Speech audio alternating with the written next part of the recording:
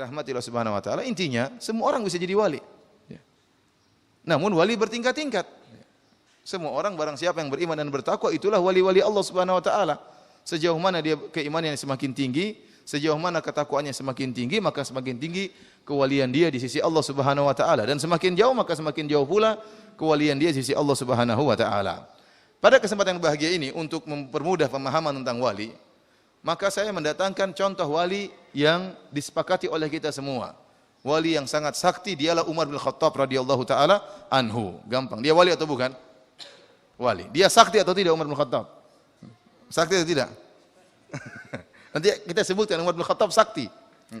Karena orang identiknya dengan apa? Orang identiknya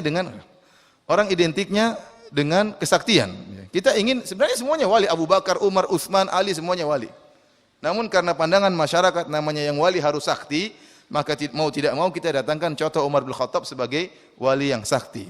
Saya akan sebutkan kesaktian Umar bin Khattab radhiyallahu taala anhu. Rasulullah SAW bersabda tentang Umar bin Khattab radhiyallahu taala anhu, "Qad kana fima qablakum minal umami nasun muhaddatsun." Sungguh pada umat-umat sebelum kalian ada orang-orang yang muhaddatsun, diberi ilham oleh Allah Subhanahu wa taala. "Fa iyyakum min ummati ahadun fa innahu Umar." Kalau ada seorang seperti itu di umatku, maka dia adalah Umar. Langsung dapat ilham dari siapa? Dari Allah Subhanahu wa taala. Nabi juga bersabda tentang Umar, "Inna Allaha wada'al haqq ala lisani Umar yaqulu bihi." Allah meletakkan kebenaran di lisannya Umar.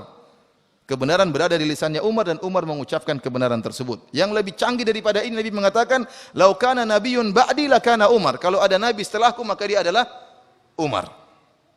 Umar bin Khattab radhiyallahu taala anhu. Oleh karenanya para hadirin, kita lihat betapa sering Umar bin Khattab radhiyallahu taala anhu punya ide disepakati oleh Allah Subhanahu wa taala.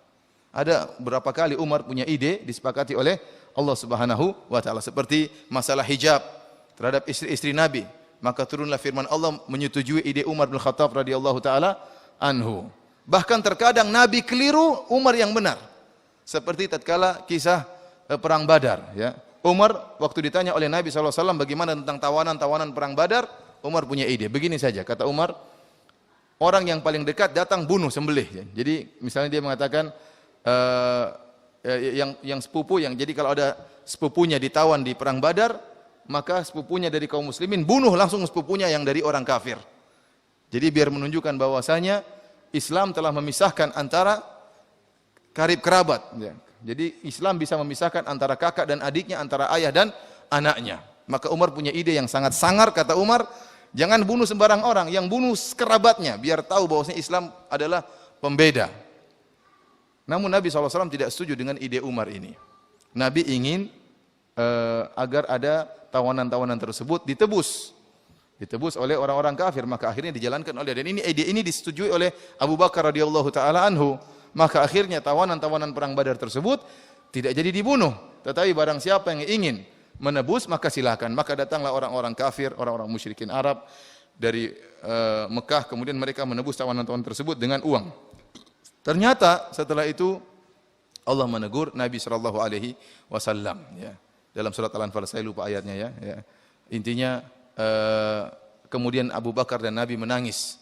Ya, Nabi SAW menangis dan Abu Bakar radhiyallahu taala menangis. Ternyata ijtihad Nabi dan Abu Bakar keliru, yang benar ijtihadnya apa? Umar. Dan beberapa ayat seperti, artinya ada contohnya, ada berapa kali, 4 kali atau lebih Umar punya ide, ternyata Allah setuju dan diturunkan ayat seperti masalah Hijr Ismail, ya, Maqam Ibrahim. Kemudian turun juga ayat menyetujui ide Umar bin Khattab radhiyallahu taala anhu, dan kita bisa bayangkan bagaimana seorang idenya disetujui oleh Rabbul Alamin. Dia wali atau bukan? Ide antum aja belum tentu disetujui oleh kepala sekolah. Kepala sekolah belum tentu setuju, mudir belum tentu setuju dengan ide antum. Ini Umar, idenya disetujui oleh siapa? Allah Subhanahu wa taala. Bagaimana dia bukan wali? Maka dari Nabi dalam ayat, maka lin nabi walladzina amanu ayyakuna lahu asra hatta yudkhinu fil ard. Ya. Allah melarang, tidak pantas nabi dan orang beriman untuk punya tawanan-tawanan. Allah negur Nabi sallallahu alaihi wasallam. Dan Nabi dan Abu Bakar menangis, dan ternyata ide Umar yang benar.